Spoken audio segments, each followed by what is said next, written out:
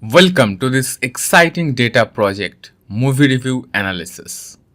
In this project, we will take real-world like review data for popular movies, clean it, analyze it, visualize the results, and finally export our cleaned data to Excel. By the end, you will understand how Pandas is used for data cleaning, grouping, time series analysis, and simple plotting. Step 1. Load and inspect the data. We begin by importing two libraries, as always, Pandas and Matplotlib.pyplot. So import Pandas as PD, import Matplotlib.pyplot as PLT. Now let's load the data from our CSV file. The file is named moviereviews.csv and contains columns: movie name, reviewer name, rating, actual review, and review date. We can do this using pd.readcsv function.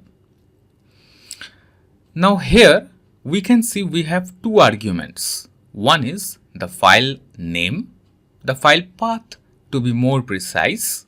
Since this file is inside the same folder, that's why we are putting only the file name. If we are putting it inside another folder, say files, then it will be files / then the file name. Next, parse dates equals review date. We use parse dates so the review date column is automatically treated as a date time object, helpful for analysis later. Let's take a quick look using df.head. This gives us a preview of the first 5 rows. Step 2. Data cleaning. Cleaning is critical. First we check for missing values. You know by now we can check it using df.isNull.sum. This tells us which columns, if any, have null values. We then make sure the rating is numeric and the movie and reviewer columns are string types. How we can do that? df rating equals pd.toNumeric. Here we are accepting two arguments. The first one, df rating, the column itself, as we are converting it to numeric, and we are handling the error by using the errors attribute. Errors equals COERCE. This argument tells Pandas what to do if it encounters a value that cannot be converted to a numeric type. Say string like FIVE5 or a blank space. So what it does actually, if the value is numeric like 4.5, 3, it converts it as expected. If the value is invalid or non-numeric like NA or bad, or as I have told, string 5 FIVE, it replaces it with NAN, which is not a number, instead of raising an error. So that's how we are handling the error here. Next, we are ensuring that these two are string. So df movie equals dfmovie.asType string str. Same we are doing for the reviewer. If any row still have nulls like missing ratings, we will drop them to maintain quality in analysis. So df.dropNA in place equals true. Next, we are previewing it again, cleaned data. Now we are ready to analyze. Step 3. Data analysis. Average rating per movie. We want to find out which movies are loved the most. So we group by movie name and calculate the movie rating. How? average ratings, we are creating a variable average ratings equals data frame df dot group by movie. Again, you know this trick. Group by which category? Movie. Here we are providing the category. Alright. And next, what value we are taking? We are taking rating value. And then we are doing the mean. And then we are sorting it. Dot sort values. And ascending equals false means it will be in descending order. Right. Next, we are printing it. This gives us a nice ordered list of movies by average rating. Next, total reviews per movie. So here, how we can do it? Review counts equals df movie. This is the column name movie dot value counts. Next, we are printing the review counts. This shows popularity not in terms of score but in number of people reviewing. Next, reviews over time. We can analyze how review activity has changed over the review dates. Here comes the time series. We are creating a variable time series, and what we are doing? df dot group by review date dot size. This gives us a time series showing how many reviews were made on each date.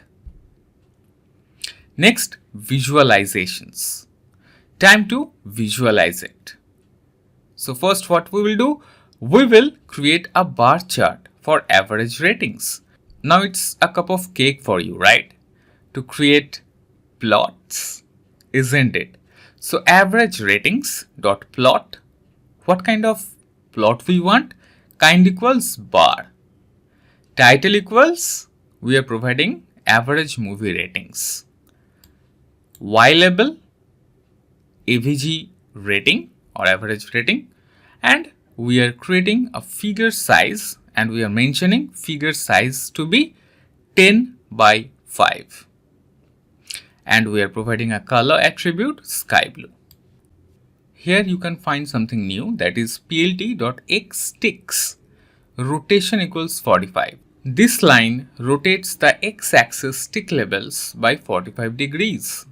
Now why it is necessary? When x-axis labels like movie names or dates are long or numerous, they can overlap, making them hard to read. Rotating them by 45 degree makes the labels more legible and visually neat. Next, tight layout. This line automatically adjusts the spacing of the plot to prevent labels, titles or ticks from getting cut off or overlap. So again, why it is needed? You can understand when you add titles, axis labels, rotated text, etc. Elements may go outside the visible figure area. Tight layout adds padding and adjusts layout so everything fits cleanly inside the figure.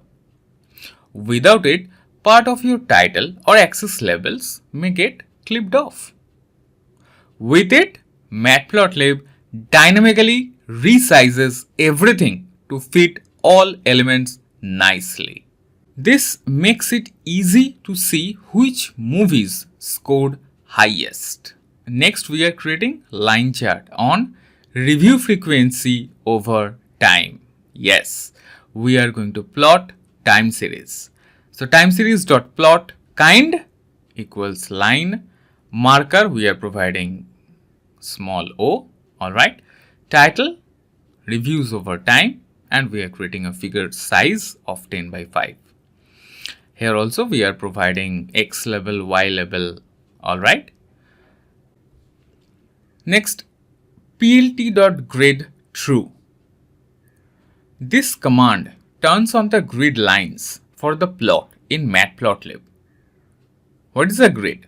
A grid in a plot refers to the horizontal and vertical lines that run across the background of the chart, aligned with tick marks on the axis. What is the purpose of it?